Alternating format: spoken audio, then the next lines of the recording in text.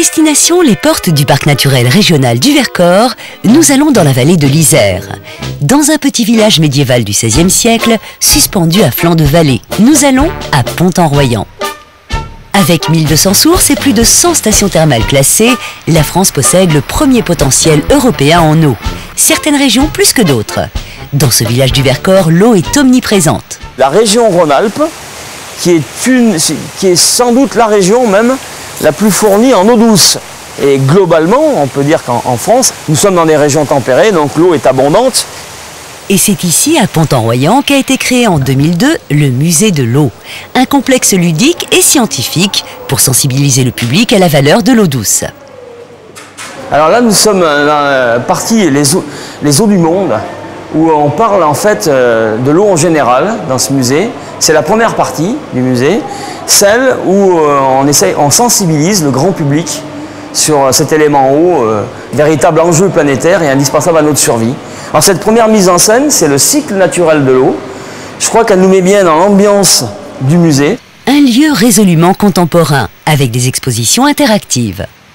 L'eau est ici sous toutes ses formes. Une entrée en matière pédagogique, une mise en scène étudiée, une bonne manière de séduire et captiver le visiteur.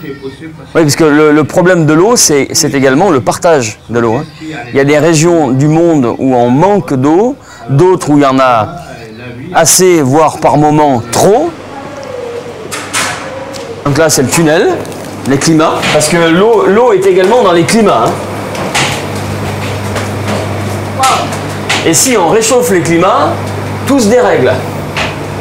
Le musée compte aussi un bar. Il est unique avec ses 1500 variétés d'eau venues du monde entier. Gazeuse, plate, à valeur thérapeutique et même de l'eau de pluie. L'eau est bel et bien une boisson aux 1000 vertus.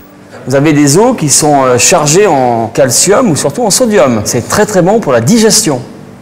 Voilà le Redz, la superbe eau de Redz.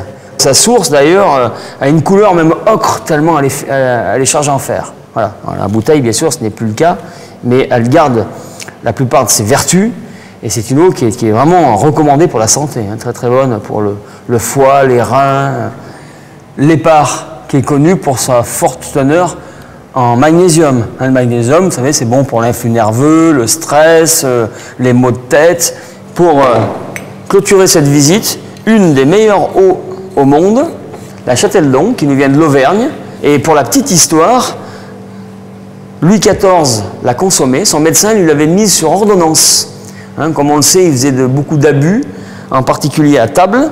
Et donc cette eau, on la faisait remonter à dos de mulet de l'Auvergne à Versailles. Et il a consommé cette eau toute sa vie parce qu'elle a été bonne pour la digestion.